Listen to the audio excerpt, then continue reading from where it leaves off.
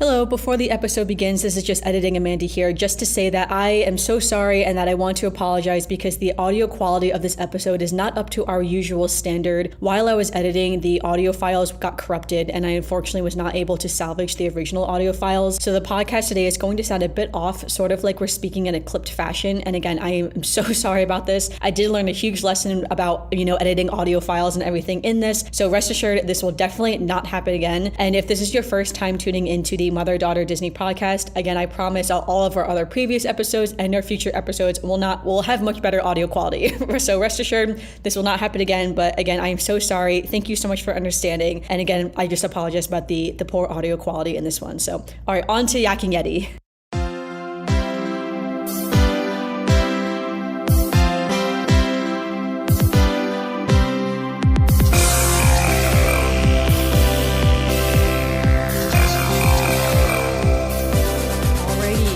Back to the Mother-Daughter Disney podcast. I'm here with my very lovely mother. Hi there, I'm Janette. Yeah, and today we're going to be going over one of our favorite restaurants in Walt Disney World. We're doing another restaurant deep dive. So this is everything to know about Yak Yeti Restaurant. And we kind of picked this one because it's one of our favorites to go to overall, I would say. We don't really go there every single time because we don't tend to do dinners in Animal Kingdom. Given you can do lunch at Yak Yeti as well. So maybe one day we'll do lunches at We Yak used to Yeti. do lunches when you were younger. We used to go in for lunch. Yeah. So we'd have some place to go and stop and be out of the heat and stuff. But being that we don't do lunch now, we haven't done it as often. Yeah, because now we tend to do breakfast and dinner and we tend to just snack during the day. So we don't always do lunch. But yeah, one day we'll have to do lunch. We don't always do dinner in Animal Kingdom. But we have recently and we still love Yak Yeti. Still definitely a fan favorite. Yes. So we're going to be going over, just some of the details, the background, the history, and the menu for Yak Yeti. So I'm super excited for this one. I will also have my links in the description as well. So if you want to go to the actual Yak Yeti restaurant to see the menu on, Disney's actual website, those will be in the link. So definitely check those out as well. And again, just a disclaimer, this is just me doing fun research on Google.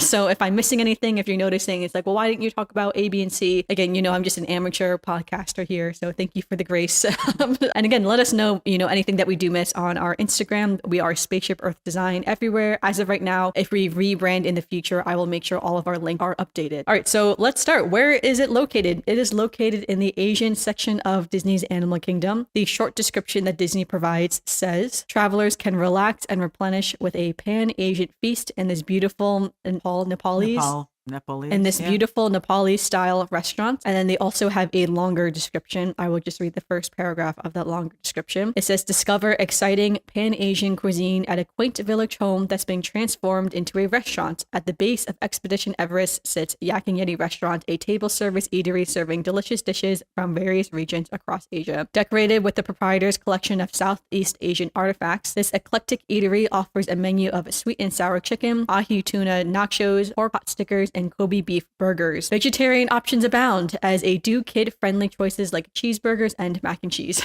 So something for everybody. I know, right? We'll get into the menu in just a little bit, but yeah, that's a good to note though, that if you have kids who maybe again don't like Asian food, this is still a great place to take them because the kids, if they only eat American food, they can still get American food and then you can still get the yummy Asian food if you so wish. So, all right, a little bit of history and background on the restaurant. It opened on November 14th, 2007, and it had a 2-day refurbishment on July 20th and July 21st, 2017. So this is a bit of a timely episode actually coming out that it's been a few years since its refurbishment. But other than that, it's been open basically every single day since November 14th, which is kind of crazy. I also didn't realize how, recent it opened. I thought it was in the park much longer than 2007, but I guess that makes sense. The park opened in 1998 and then almost 20 because it wasn't there in the beginning. 10 years later. Yeah, so then, just less than 10 years later, Yak Yeti actually opened. The restaurant itself is actually owned by Landry's, and they also own the Rainforest Cafe and the T-Rex Cafe. There's a Rainforest Cafe also in Animal Kingdom that's sort of at the front of the park, and there's another Rainforest Cafe in Disney Springs, and T-Rex Cafe is also in Disney Springs. Now, because it is owned by Landry's, there is no specific allergy-free menu like the other Disney restaurants have. That's not to say that they are not accommodating. If you have dietary needs or any allergies, the chefs will be, more than willing to accommodate for you, but it just means that all of the other Disney restaurants have specific physical menus that you can hold that are for allergy-free, and this one doesn't because it doesn't have to,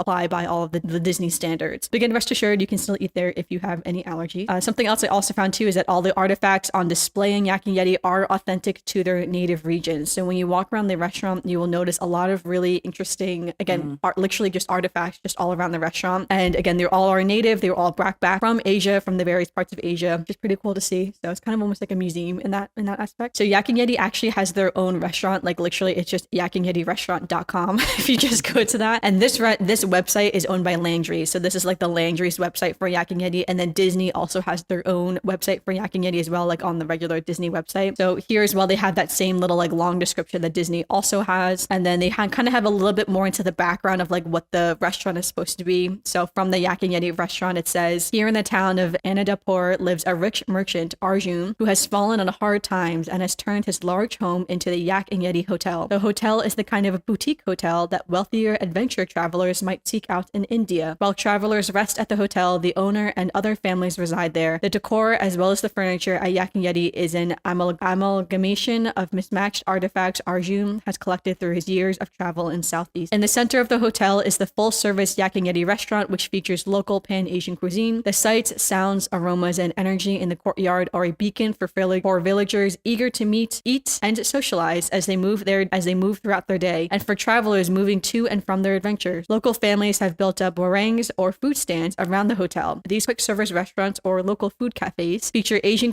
cuisine that guests can enjoy in the exterior courtyard. All told, the mystical town of Anandapur is alive and vibrant, full of color and sound. The bustling Yak Yeti restaurant, local food cafes, and the Bakapur market are bursting with people, goods, and interesting aromas. It is a place both familiar and unusual, a place for family and friends, tourists, and adventures. Above all, it is a place to immerse yourself in a culture that is mysterious, exotic, and exciting. And then the last little paragraph here says, an expat couple from Australia runs the quality beverages stand. Here guests can select refreshing Asian beers and other drinks while they prepare for the day's adventures. Other locals, including an expat German Himalayan hiker and Everest guide, sell articles along the outside edge of the courtyard at the Bakupur markets, featuring riches from far-off lands. The market offers travelers a chance to purchase treasures, artifacts, and other exotic items from the Far East on their way to the Everest Parvata, the top of the world. So I thought this was really interesting because it's basically the whole background and history for that entire area. I haven't even thought about that when we go there. Yeah, which it's I very never immersive. Yeah, it's like I never fully thought about that, but like now then when you think of that area, I realize if you have not been to Animal Kingdom right now, it's a bit arbitrary here, but if you have walked through the area before and you read that description, it's like, wow, it all makes sense how this is a little community that they've created all based around Yak Yeti, the restaurant, the local cafes, even like the little stands that are all up, like it all makes sense. And as it should be. I mean, like that's what Disney is really known behind for. Everything.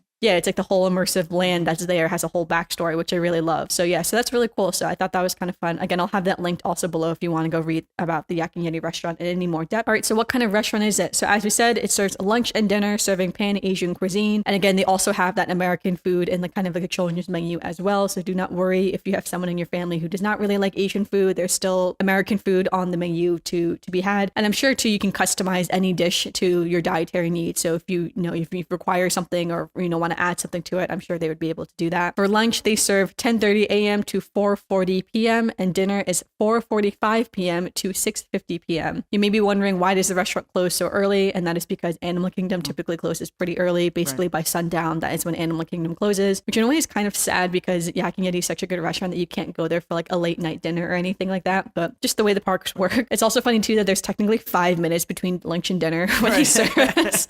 Like I don't know why. I don't think the restaurant closes in between lunch and dinner. I don't think so either. They just changed all the menus out. Yeah, just officially. Well, that's the thing too. When we get to the menu, you'll see the lunch and dinner menu are exactly the same. Exactly the same. Yeah, when I compared them, I understand why I don't know. Yeah, I didn't really see any discrepancy. Maybe just for reservation wise. Yeah, that's what I was thinking as well. That just for the reservations, that if you're making a lunch reservation first, a dinner reservation. I also want to point out too that there is a Yak Yeti local food cafe that is outside of the actual restaurant, and this is a quick service version of the restaurant. I'm not going to go over their menu. They have a much smaller, trimmed down version of the Yak Yeti menu. But if you couldn't get a reservation, for instance, at Yak Yeti, or you just don't want to go to sit down restaurant, just get something quick, you can go to that quick service, get very similar food, and they have kind of an outdoor courtyard that you can kind of Right. sit at We've that I done kind of that. alluded to before. Definitely nice. Yeah, so it is pretty nice. So, all right, the average price point for the lunch menu and the dinner menu, it is $2 signs. And it says, according to Disney, it ranges from $15 to $34.99 per adult. And annual pass holders receive a 10% off discount. I saw online as well that DVC members also receive a 10% off discount, but that was actually not on Disney's official website. I'm not really sure why it's not on the official website, but I saw that elsewhere. So I'm assuming if you were also a DVC member, you should also get 10% off. But again, when you go there, just ask, are there any discounts? And your server will be able to tell you. But 10% off is on the actual Disney website for annual pass holders. So if you're a pass holder, you should be able to get the 10% off. Are reservations required? Yes, you should definitely get a reservation. I would say this restaurant sometimes is easier to get a reservation than others, depending upon what time of day you're going. Again, if you're going for that lunch hour or some kind of like early dinner hour or something like that. I would say if you're going for that more traditional dinner hour, like the 6:50, you want to be like the last table. I would say that those ones a bit trickier to get if you want to go faster because because then you're in the park at night. Dinner. Yes. Yeah, because then you're also in the park at night, and again the park will close, and if you're still eating, you can still like meander through the park at evening, which is actually kind of fun. That's what we did last time, which was really cool because then you're in the park technically after hours. Everyone's just slowly filing out, but you can get some really cool photos of the overall areas at night with really no one there, which is sometimes what you really want is just to take cool photos. So, and is the restaurant on the Disney dining plan? It is one table service credit per person. So with the new Disney dining plans that are launching next year in 2024, you can come here on the Disney dining plan. All right, so now we are to the fun part, which is the menu. We all love the menu here. All right, so again, I'm only going to go through the dinner menu because the dinner menu and the lunch menu are virtually the same. I really did not find any discrepancies between the two. I'm not sure if there are any discrepancies. If you've noticed any differences, let us know. I would love to know because I wasn't really noticing anything, at least on the official Disney website. Maybe there's something on like the Yak Yeti website that I missed. But we're going to go through the menu now. We'll say the items that we've had in the past that we really liked, and also go over some of like the famous items that a lot of people tend to like. And I will always go over the lowest price item and the highest price item in each section, since if we were just reading the prices and the items, I feel like that'd be quite long. So, yes. All right. So for small plates, we have the Bang Bang calamari, the wok fried green beans, the firecracker shrimp, the pork pot stickers, and the pork egg rolls. And these all range from $12.99, which is the pot stickers, the egg rolls, and the green beans, to $15.99, which is the calamari. I think at one point or another, somebody's had every one of those. Yeah, I think we've had all of these before. So yes, and they're all good. Yeah, I'm pretty sure they're all great. You may be noticing only one of these is vegetarian now. I will say I've only been vegetarian for 7 years, and the restaurant's been open for longer than 7 years. So I have had the pork pot stickers before I went vegetarian, and they are phenomenal. Very good. Yes. It's like I get them every time. Yeah, pot stickers is one of those things I do miss after going vegetarian, and theirs and the Cheesecake Factory also. Yes. There are two great pork pot stickers that are out there that I no longer eat, but would definitely recommend those two. But I think we have had the green beans as well. And they actually we ordered them as a side dish on one of ours. Because I will say, like, fried vegetables. Yeah, fried green beans sounds like whatever, but theirs are actually pretty good. Yes. My dad has had the Bang Bang calamari before, and I know he really liked that as well. Again, all the small egg plates rolls, are good. They're good. Yeah, so it's kind of funny as we go through. I feel like we'd be like, yep, we've eaten this. Yep, we've had all that. All right, so shareables, which is meant for two. We have the ahi tuna nachos, the Korean fried chicken, and the lettuce cup. And this ranges from the Korean fried chicken is $16.99, and the ahi tuna nachos are $21.99. I don't know if I've never had any of this myself. No, I don't think we've had those. Yeah, none of us really eat ahi tuna, which is like a sushi. If you don't know what that is, I'm sure that is great. That is one of their highlighted items that a lot of people online say that they really love. Right. So I would definitely recommend those if you're a big ahi tuna type of person. And just note these are meant for two people technically. So I guess you could do it over one big meal if you're just eating by yourself and you didn't want anything else that day. Or again, good things to share. So for soups and salads, we have the wonton soup, the house salad, the seared tuna salad, the chop chicken salad, and the chop shrimp salad. And these range from the wonton soup is $7.99 and the seared tuna salad is $23.99. So that's where those range from. I think my dad's definitely had some of these. He's before. Had the salad, yes. Yeah, my dad's a salad person. Salad, yes. Yeah, and I think has he had the wonton soup? I feel like I've had the wonton soup before when I was a kid. Yeah, maybe when you were younger. I feel younger. like I used to love wonton soup when I was a kid. Again, that has pork in it and chicken broth in it, so today I would not eat those. But yeah, when I was a kid though, I'm pretty sure I've had their wonton soup, which was good. All right, on to the noodles and bowls section. So here we have the dragon roll bowl, the lo mein shrimp, the vegetable lo mein, the roasted vegetable bowl, the lo mein chicken, there's a lo mein combo, and the Malaysian seafood curry. And these range in price from what is the lowest price. The vegetable lo mein is $21.49 and the Malaysian seafood curry is $35.99. So yeah, so we've definitely had the lo mein before. Lo mein, yes. Yeah, we all love lo mein, so we're a big lo mein person. I've actually never had the roasted vegetable bowl, if I'm being honest, although No. it does sound quite good. It says it's oven roasted Kalbi marinated vegetables served with a flavorful blend of white and red quinoa, brown rice, and vegan sriracha aioli. It does sound really good if I'm being honest. To a vegetarian. Yeah, I know, right?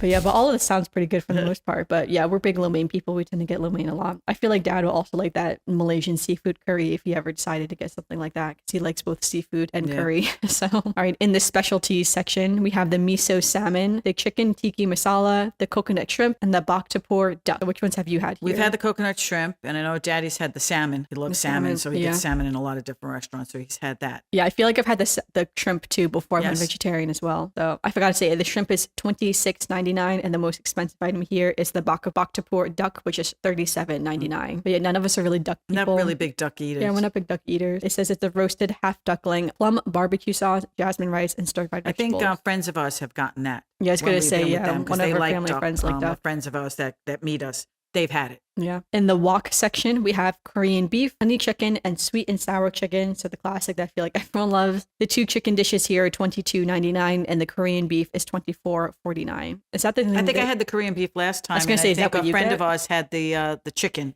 Yeah. The sweet and sour chicken. Yeah, for sure. I feel like both of those would be very good. And again, like if you are like Asian food, but you just like the regular Asian food, I feel like everyone loves sweet and sour chicken. It's like the most basic thing you can order at an Asian restaurant. So they do have sweet and sour, and I've heard it's very good. I don't think I've ever had theirs. Even well, the fun thing is that years ago when you were younger, they did not have an American menu. They didn't know yet, so that's something to know. They did not have hamburgers and French fries. Yeah, we'll get to that in a second. Kids. Yeah. So we used to get the sweet and sour chicken and tell them to put the sauce on the side. Yeah. So really, it was just fried chicken technically with sauce on the side. Yeah, that's an important thing to note, that they have updated the menu over the years. So yeah, when we were younger, it was strictly an Asian menu, and now they've added a lot of other more American type food. So for instance, in our next section, in the grilled section, we have the Kobe beef burger. So again, they did not used to have a hamburger on the menu. Now they have a regular hamburger. They have barbecue ribs. They have teriyaki chicken. They have a soy herb glazed ribeye, which is market price. So I wonder how much that would be. We've never ordered that, no. A Beyond Burger and hibachi steak and shrimp. And this ranges in price from the lowest price is that Kobe beef burger, which is $24.49. And the highest price here is that hibachi steak and shrimp, which is $37.99. However, I assume the ribeye could be more depending upon the market price. So it does not have the price here online. So yeah, so this section used to not exist back in the day, basically. No. They have added that over the years, which is good because again, it makes the menu more versatile. It makes it more appealing to families, especially larger families, or again family eaters, just more versatile in that sense. Right. I have if you have a family of all different people, it's easier to go there. Yeah, no, for sure. I have had their Beyond Burger as well, which was also very good. They make it a little bit differently. It's kind of like a Beyond Burger with an Asian twist. So of course you have the plant-based burger patty, pepper jack cheese, arugula, tomato, Asian pickles, onions, vegan sriracha mayo on a whole wheat bun with sweet potato fries. And I think I substituted the sweet potato fries for regular fries. Although if I'm being honest, when we get to the sides, well, let's just go to the sides now. So in the sides, they have house fried rice, chicken fried rice, steamed rice, jasmine or brown rice, sauteed baby bok choy, garlic noodles, coconut shrimp, and wok fried green beans. So again, some of those small plate items can also be, side portion if you just want a few for yourself. These range from price from the steamed rice at $7.49 to the house fried rice, which is $16.49. But their jasmine rice is so good. I realize it's like you're paying $7.50 for like a bowl of rice, which seems ridiculous.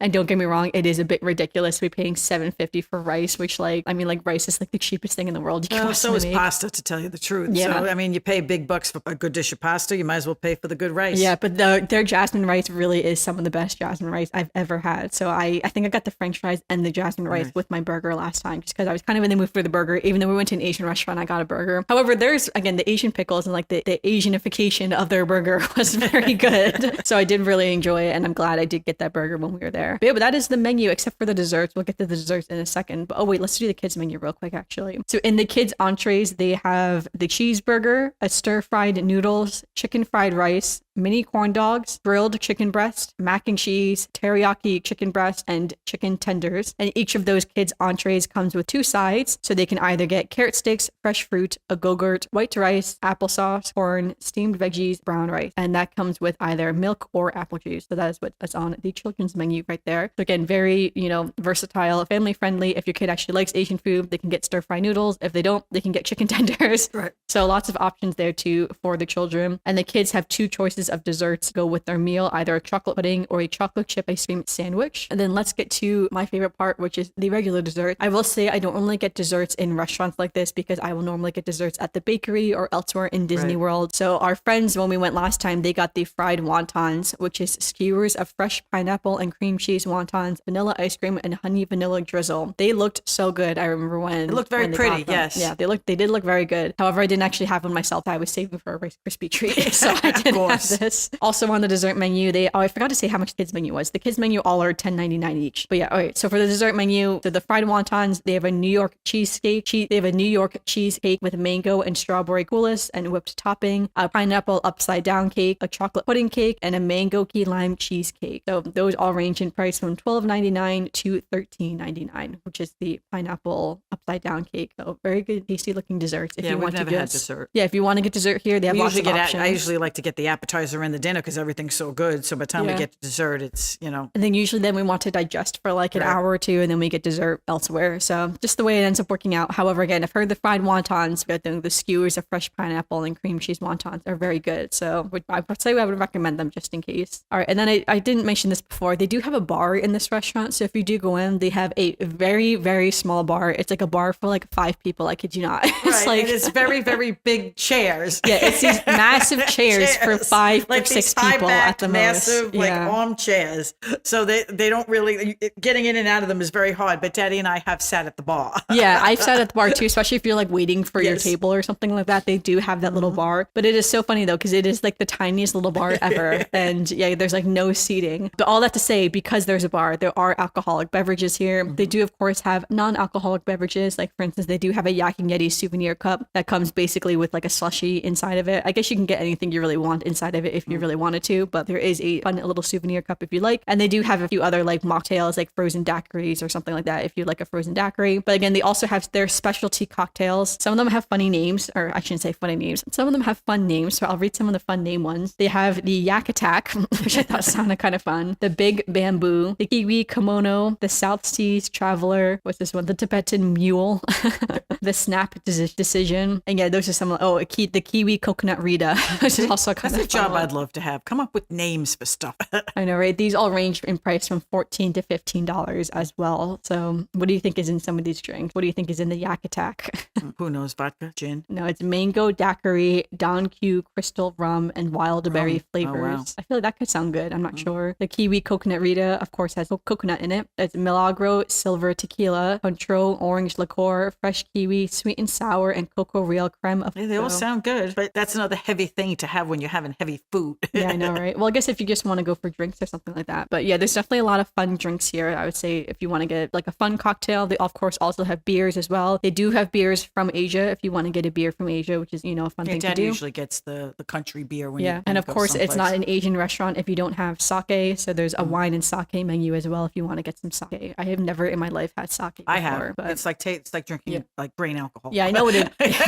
Yeah, it's like I know what it is. I've just never had it, to the point where my friend, she got me sake glasses, like the special glasses that sake is served in, which I thought was so funny because I was like, at that point I didn't drink at all, and I was like, girl, like what is this? And she was like, I just thought the glasses were so cute and I want you to have them. And I was like, okay, thanks. So I still have them because they're cute little cups, but I don't use them for anything. They literally just sit in the pantry because I don't drink sake and I don't do shots or anything like that. So, but yeah, that is the whole menu for the Yak Yeti restaurant. So yeah, we're big fans of the Yak Yeti restaurant. I feel like we've gone over all the food that we really liked the menu, for being honest. Yes, it's very few. The only thing we didn't like is stuff we didn't try.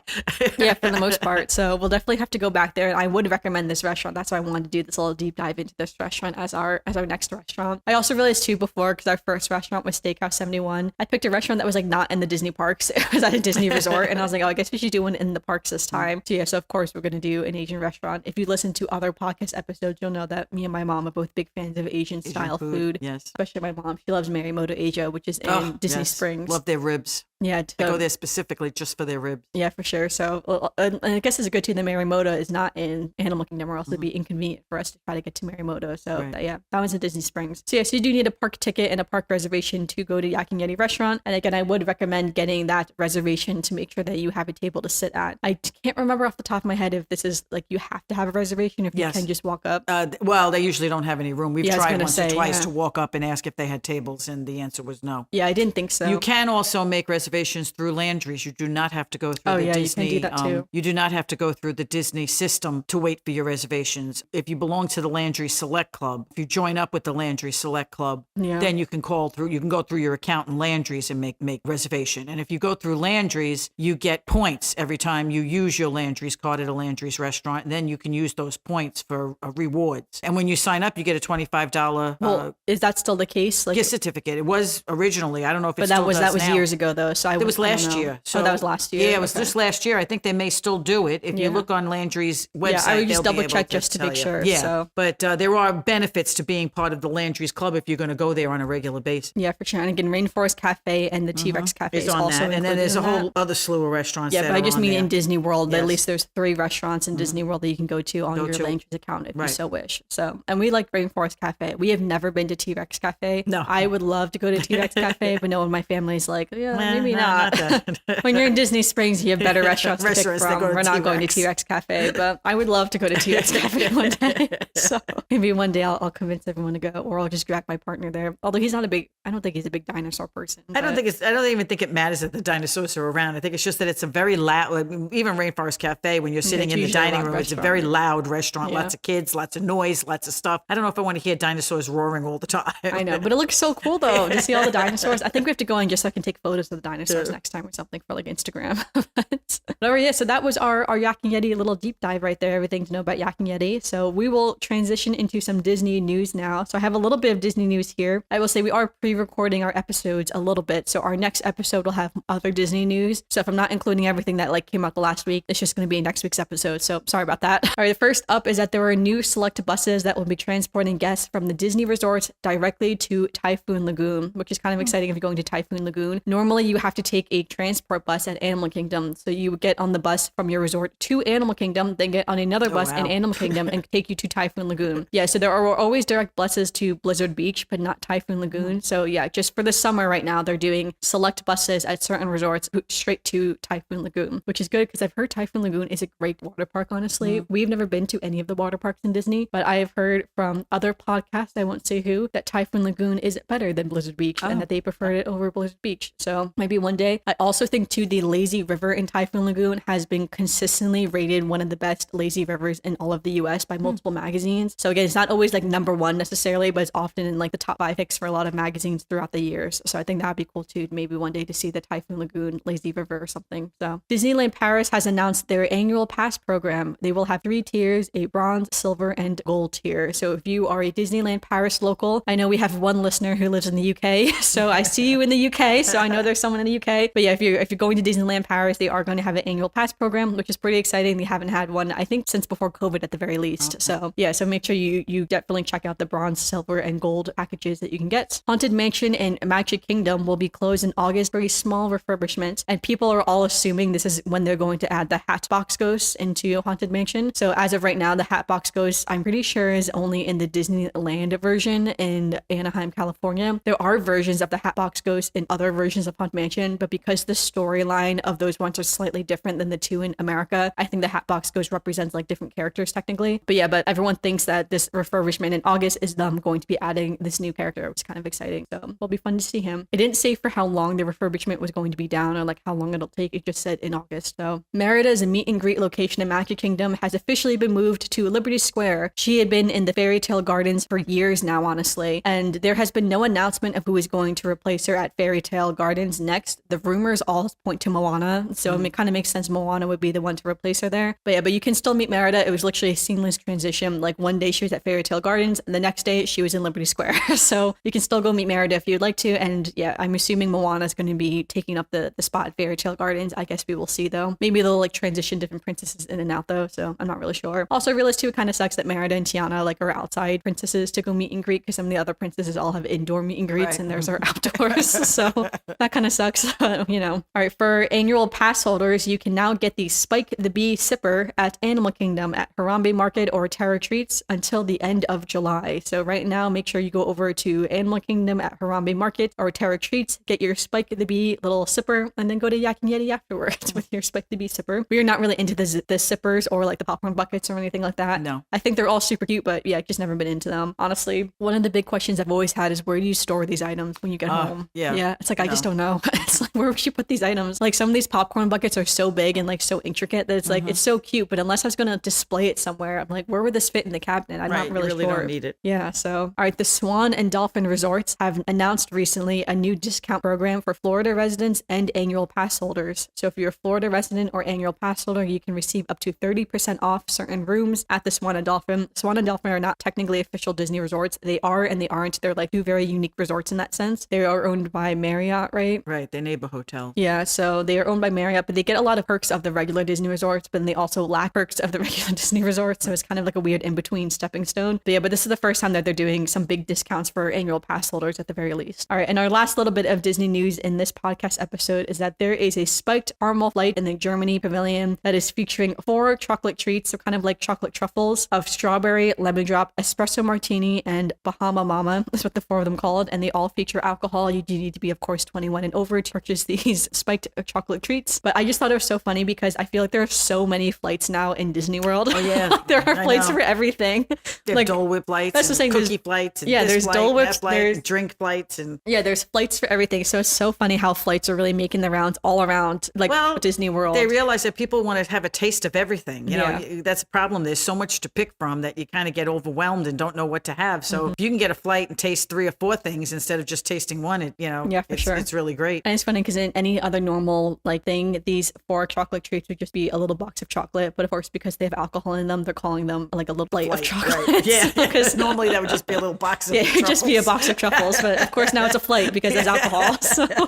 But yeah, so if you're interested in those, they do look really cute. I'm not a huge alcohol drinker myself, so I feel like I probably wouldn't really get them myself, but they do look really cute. All right, and on to our next section, which is Disney birthdays. We have one Disney birthday this week, which is on July 19th, is Cassie Lang's birthday. So happy birthday to Cassie Lang. I can see my mom's face. She has no idea who Cassie Lang is. I feel like she's a very niche character. She is from the Marvel series. Okay. So No wonder I don't know. does that limit it down at all? No. She is from the Ant-Man and the Wasp series. Okay, I've seen Ant-Man and the Wasp. Yeah, so she is Scott Lang's daughter. Okay. And I feel like she's going to become a bigger character in the future, like after you've seen some of the other Ant-Man. And like I actually haven't seen Quantumanium as of right now. I know what happens in the movie though. So I wonder if she'll become a bigger character down the road or something like that, or what will happen to her. But yeah, happy birthday to Cassie on July 19th. All right, and that brings us to our final segment of the podcast, our Disney memories. So do you have a Disney memory for today? Oh yeah, well the memory is something technically that you mentioned. A friend of mine, I had went down with her down to Florida. We went over to Animal Kingdom to go on the safari, and we made reservations at Yak and Yeti to have dinner. And we did have one of the last tables. So we came out of Yak and Yeti. There were still a few people left in the restaurant. We weren't the last ones out of the restaurant. We came out of Yak and Yeti, and we walked down the walkway to go towards the front gate, and there was nobody in the park. I mean, it was I had never been in a park where it was completely empty. Other than the people, I guess, that were back in the restaurant and they weren't coming out yet. We were the only 2 people walking in the park. And when we got down to Harambe Square, there was a security guard dancing to the music. He was just having himself a good old time, just dancing around Harambe Square to the music. And he saw us and he was like in a good mood, wanted us to dance with them, whatever. We kind of just hung out with him a little bit and then kept on going. But that was my memory of going to Animal Kingdom like late at night and coming out and being there by ourselves. It was the eeriest feeling. No, it is. And it's funny too, because it's really not even that late, like in the day, because again, Animal Kingdom closes the earliest out of any of the Disney parks. So it is kind of cool to be there at night. So that was the same memory for me. So only once I've been there when we went together with the same family friends, actually. But yeah, but we went there in the evening time. So when we came out, we actually left. We went there specifically in the evening so we could see Pandora at nighttime, because at that point I had not seen at least Pandora at night. And if you don't know, Pandora has a lot of bioluminescent lights in it. So at night, it very much glows up, like glows all around you, similar of how it looks in the movies. So it really is immersive in that sense. It was great to see. But yeah, but it was just really cool to be, like my mom just said, to be in the park kind of after hours a little bit at night. Again, we don't usually go to Animal Kingdom in the evening. We usually tend to do Animal Kingdom in the morning, and then we park hop elsewhere, or we just go elsewhere for the day. Or sometimes we do Animal Kingdom towards the end of the trip, so we literally just go back to the hotel and just lay down for a few hours. Animal Kingdom also, we usually go in the morning because the safaris are usually better in the morning we than tend they to like are in the the safari, afternoon. yeah. Like that day when we went, we hardly saw anything in the middle of the afternoon. Yeah, for sure. But it Which is is our fun to opinions, see. but yeah, but it is fun to see at night to walk through. And when you come out of Yak Yeti with all the flags and things flying and the light starting to go, it's impressive to see. It's so pretty. It's so beautiful there, honestly. So, but yeah, it's so lovely to be in Animal Kingdom in a general sense. It's just such a pretty park. That's so relaxing. One of my favorites. But thanks so much for listening to the podcast today. I really appreciate it. Make sure you follow us on social media. We are currently Spaceship Earth Design everywhere. It will also be linked in our description below, because again, if we rebrand in the future, I will make sure all the descriptions are still updated just in case. Make sure you give us a review on Apple Podcasts, Spotify, Google Podcasts, or wherever you are currently listening. Make sure you leave a comment and like the video if you're watching on YouTube, and because again, you can listen to our podcast on all podcast platforms, again, including YouTube as well. And yeah, let us know what you think of Yak Yeti. Have you been there before? Are you now adding it to your list of places to go eat at? What's your favorite dish when you go to Yak Yeti's? I would love to hear it, so make sure you comment on our Instagram post. I will have a specific Instagram post for this episode up. Even if you're listening in the future, you can still scroll down and I'm sure find that post, or again, leave a comment on our YouTube channel, which will probably be easy to find the podcast episode on the YouTube channel, depending upon how many episodes we have, because today is our 17th episode today. Yeah, 17 episodes we've been doing this, which is wild. So does it feel like 17 It's gone quickly. episodes? No, I didn't realize it was 17 already. There are 17th episodes. So yeah, thank you again so much for listening, and yeah, we'll see you real soon. Okay, bye-bye.